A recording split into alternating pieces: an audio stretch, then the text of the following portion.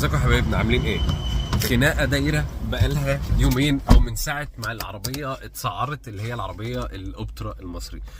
الاراء بقى بتدور في الخناقات ما بين ان العربيه دي هتنيم سوق المستعمل خالص عشان التسعير بتاعها جاي في رينج ال 750 كمتوسط، والاراء التانية او ناس تانية بتقول ان هي لا، ده مصري، ده صيني تقفيل مصري، فمش هتنجح في المبيعات والمستعمل هو ومش هيقل وكده.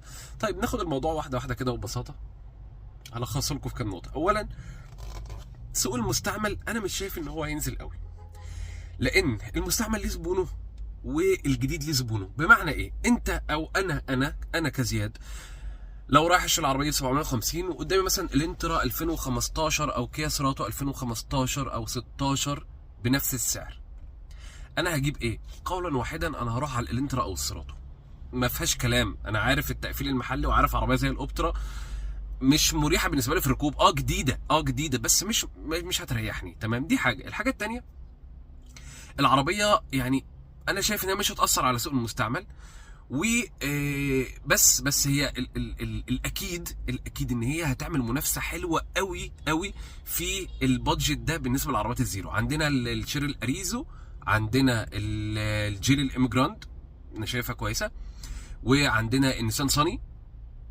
وعندنا كمان الشيفروليه الاوبترا. السوق هنا هتلاقي بقى لو في اوفر برايس حتى لو كان بسيط هينزل وهيتراجع، وممكن تسمع كمان خصم من السعر الرسمي. هنا عملت منافسه حلوه قوي وتحترم. تمام، لكن ليها زبونها. مثلا لو حد عايز يقسط، ناس كتيره جدا بتاخد العربيات الجديده اللي في الرينج ده قسط، فهيقسط مفيش قدامه غيرها يعني خلاص، لان مش هينفع يقسط سيراتو 15 16. البنك ما بياخدش مثلا اقل من 5 سنين من سنه موديل العربيه، فكده كده ده مضطر عشان يركب عربيه بالسعر ده زيرو هيقسط. لكن لو هتلاقي زبون الكاش بينقسم لاثنين، في زبون عنده الزيرو ده مبدا لا اركبها زيرو مصري محلي مش فارقه معايا، وفي حد تاني مثلا زي لا انا هركب الانترا او هركب السيراتو، تكون حاجه فابريكا وحلوه وحاله حلوه واجيبها برده في نفس رينج السعر ده.